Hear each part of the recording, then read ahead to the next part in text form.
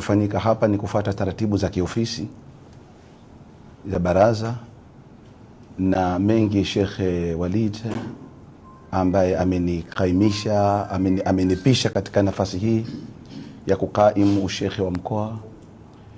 Niseme kitu kimoja Sheikh Walid, kwa kwanza kabisa watu wafahamu ni ndugu yangu, kaka yangu, na nilipita akanisomesha kidogo. Alhamdulillah, nashukuru watu wafahamu hilo, na udugu wetu na taratibu zetu za kimaisha ziko pale pale, na zaidi zitaongezeka na kuwa juu zaidi kiheshima na kuheshimiana.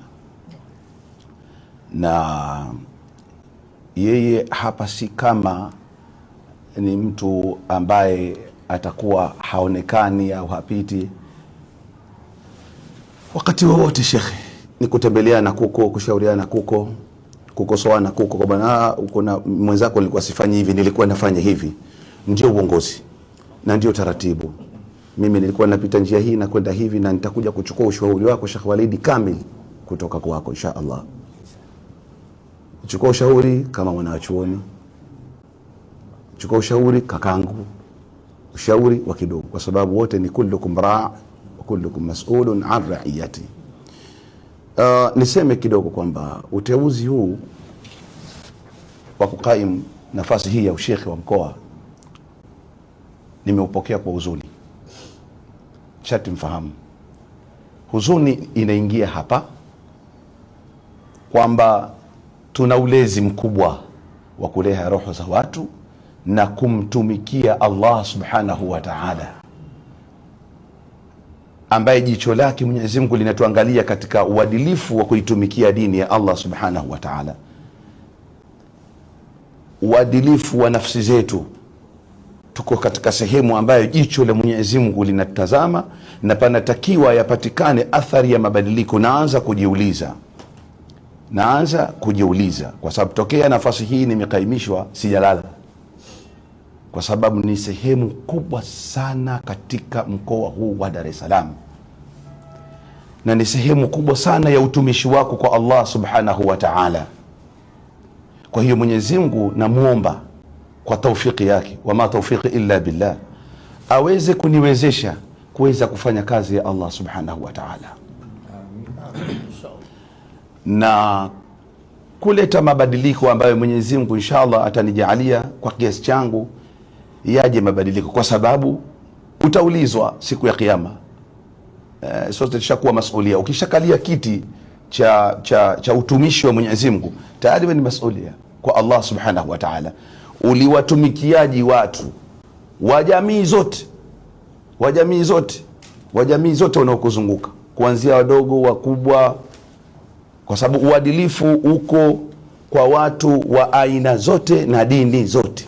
Katika kutenda uadilifu unaanzia nyumbani kwako kwanza. Kwa hiyo adala ni kitu kizito kidogo, na kurekebisha nyoyo za watu ni jambo kubwa sana. Kwa hiyo namuomba Allah subhanahu wa ta'ala anijalie insha Allah kwa rehema zake na kwa taufiki yake. Hilo ndilo linalonipa huzuni, kwamba nimepewa kazi ya kutumikia dini, sio biashara wala sio kitu chochote.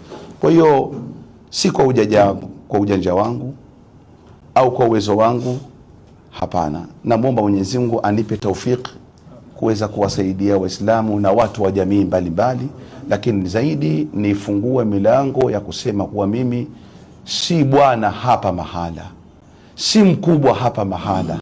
Mimi ni mtumwa wenu, mtumishi wenu, mshika viatu vyenu, na ninakaribisha milango yote ya kushauri, kwa sababu kiongozi anaenda kwa kushaurika. Hayo ndiyo maneno yangu ya mwisho niseme, na kulitakia kheri baraza. Lakini kabla sijafunga maneno yangu niseme, namshukuru Mheshimiwa Mufti wa Tanzania Dr. Abu Bakar bin Zubair bin Ali na Sheikh Mkuu. Nilishukuru baraza la ulama kwa sababu ni watu wasomi, ni watu wamebobea katika kuongoza na ni muda mrefu wana experience.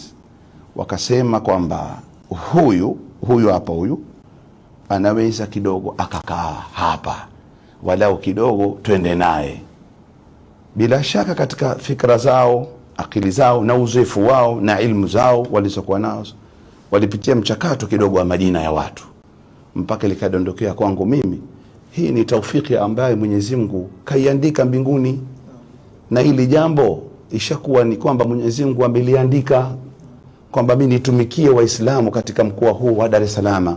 Kaliandika Allah. Ni kazi kubwa, ndugu waandishi wa habari, nikwambieni, kwangu ni kitu kikubwa sana utumishi wa Allah subhanahu wa ta'ala.